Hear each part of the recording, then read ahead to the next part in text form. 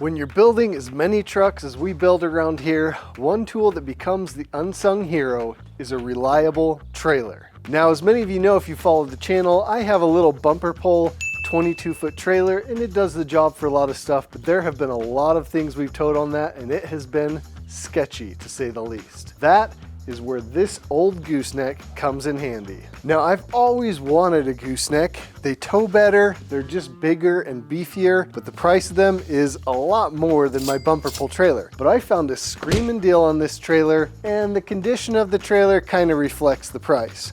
But I didn't see all the issues with it, I just saw the potential. So in this video, we're gonna take this old trailer from an old, worn out gooseneck trailer to something that should look pretty nice and will definitely serve the function we need it to and be reliable and be able to haul all the trucks that we pick up on the channel. So we have a ton of products to install on this thing. I have to give a huge shout out to Mighty Products and Harbor Freight. They really came in clutch on getting this trailer set up.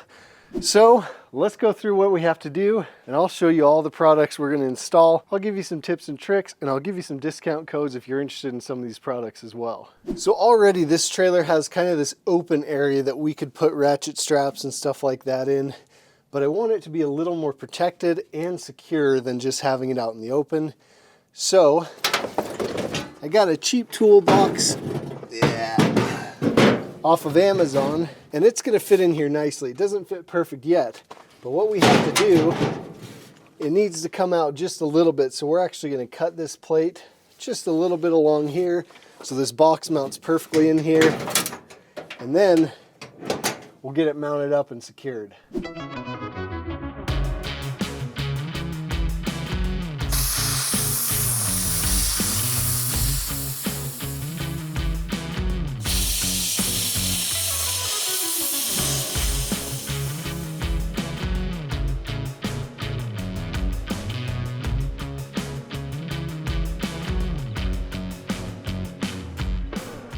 All right, we've got that piece cut out from here, all the way across.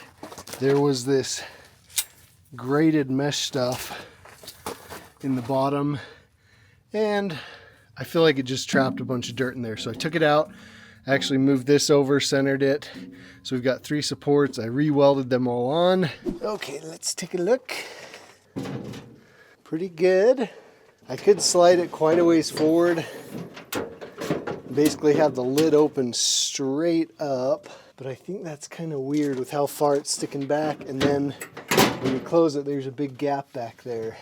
Okay, I made a decision. I actually decided to scoot it out just a little bit because extra storage is nice. So scooted it out a little bit, and then I can store stuff that doesn't need to be out of the weather. Crowbars, breaker bars, fluids even, things like that. And then this can go all the way up. So that'll be nice. So I'm going to get some bolts and some fender washers, bolt this down to all 3 of the plates in the middle, and then that should be it for our little toolbox. And we're going to put our battery in here and then all of our gear.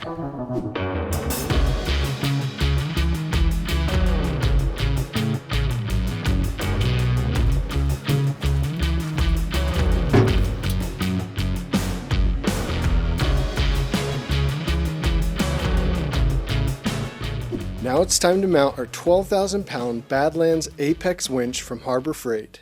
So with the winch mounted right here, I was thinking of mounting this fair lead right here, have the cable come out, but then I noticed, I hadn't seen this, but I noticed it, someone had cut a spot already right here for a fair lead. So what I'm gonna do is reuse this spot. Now, the winch is gonna come down at an angle, and this is a pretty jagged cut. So I actually went and bought another fair lead, and we're gonna double up on both sides the fair lead so the rope can come through and go out and not have any chances of cutting on anything because we went with a synthetic rope. So we gotta clean this up a little bit, and then should be pretty sweet. Mount these fair leads up, mount our winch up, and it should be ready to rock and roll.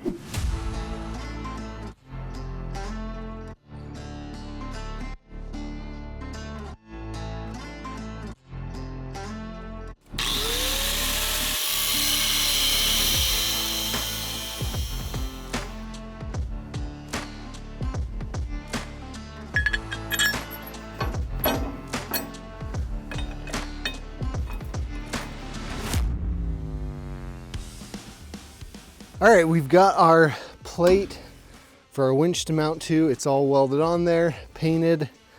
So we need to mount that on.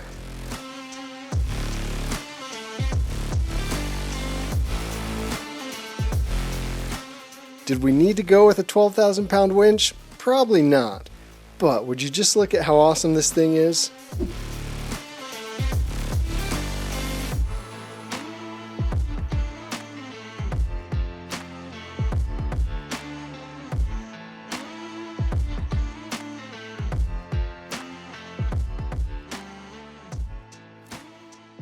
All right, we got our winch mounted, we got our fair lead in, we got the cable run through.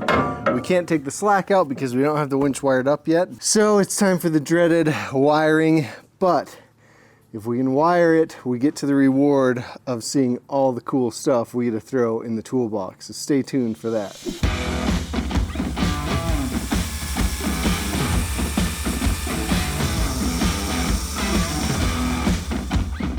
So this is just a cheap battery tray I've got off of Amazon. I'll link it in the description because everyone always asks, but I could have welded one up. I actually have one welded up, but I figured this would be easier and it's already powder coated, so.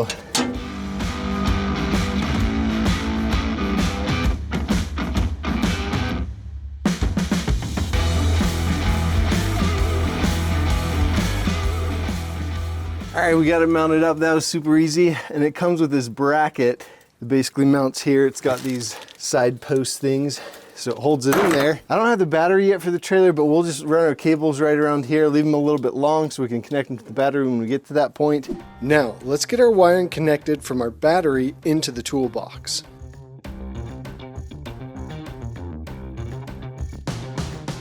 As you can see, riv nuts and this riv nut tool made installing many of these components very easy and clean. I'll link this tool in the description below.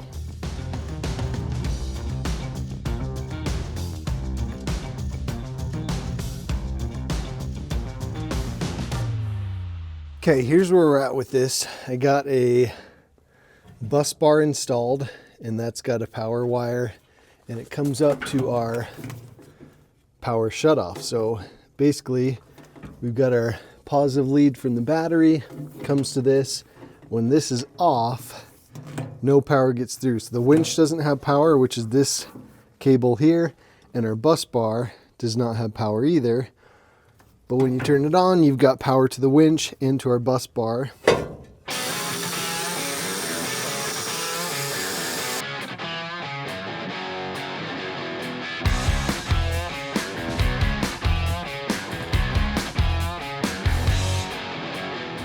Now it was time to make up a panel to hold our switches, relays, and fuse box.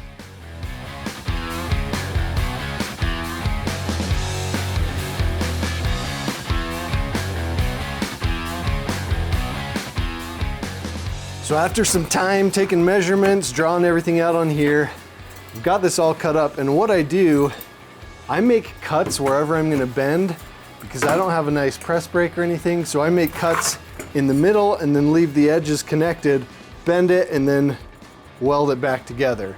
So I've got everything where I think I need it. Let's go make the bends and then we'll weld it back together, and hopefully this fits exactly how I envisioned it.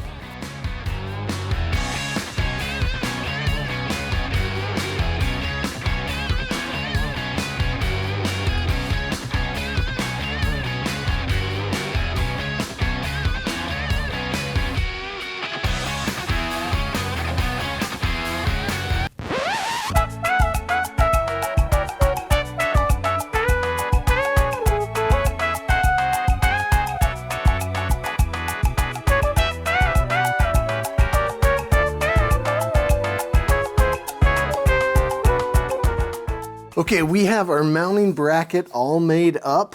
Now, I will admit this is not the prettiest thing, but this goes under the category of functional, not pretty. This is gonna be stuffed inside of a toolbox, get all beat up with all the ratchet straps, doesn't matter. So, it's gonna work. So what we need to do is mount all of our components up. We're gonna go our switches right there, just as we had planned. We're gonna go our fuse box right here, and then we're gonna go 3 relays right along here.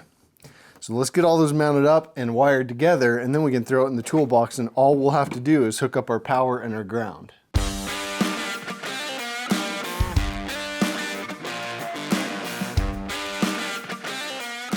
For those of you who are new to wiring switches like this, relays help reduce the load of the current that goes through the switch so that they don't melt or have any other issues. The fuse panel is to make sure that if there's any spikes in current, the fuse will blow instead of melting a wire and potentially causing a fire.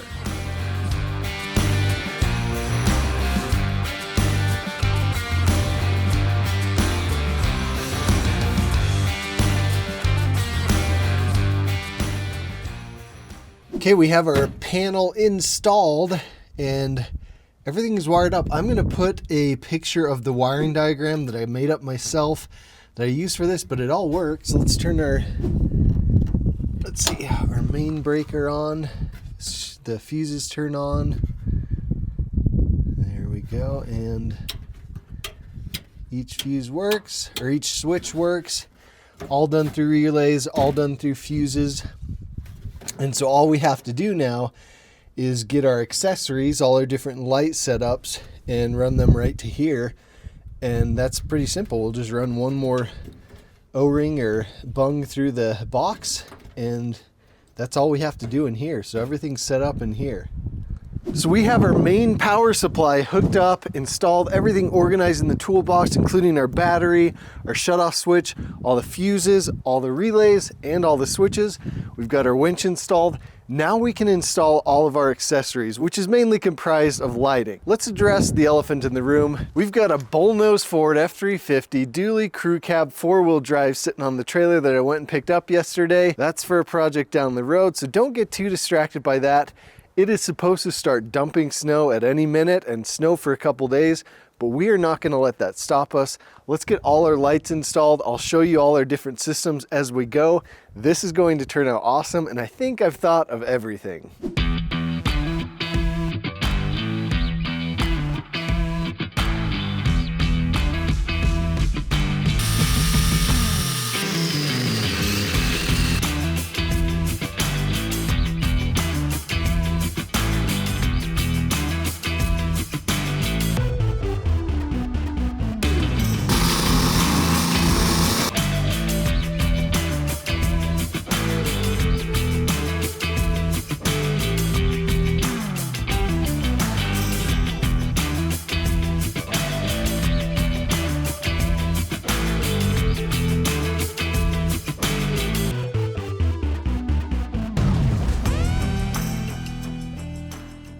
I'm happy to report that progress has been made on the lights. We have working work lights. Let me flip them on. All right, you guys ready? Here they go. Look at that. Now we can't tell how bright they are because obviously it's not dark out, but the wiring is correct. I think that's a win. So work lights are done. I'm gonna climb under and start doing the reverse lights. Now those are a little different. They're not gonna go to a switch in our toolbox. I'm gonna wire them straight to the reverse lights of the trailer harness, which I have a junction box that I put in down under the trailer. So I just have to wire them right to there, and then they should flip on when we put the truck in reverse and we're ready to back the trailer. I'm not putting these anywhere special. I'm really just taking measurements so I can make sure they're the same on both sides. Kind of just making it up from there.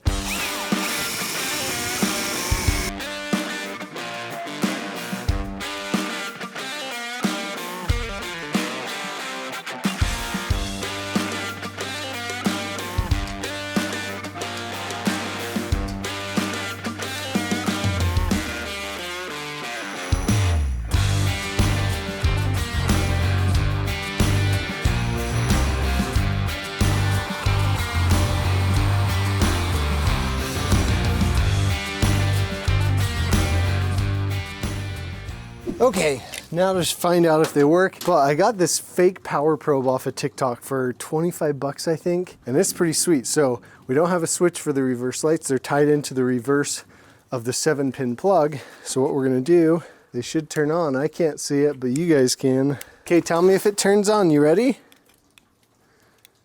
It turned on. It turned on? Yeah. Woo! Well, there it is, folks. So we have our winch installed. We have our work lights, our reverse lights.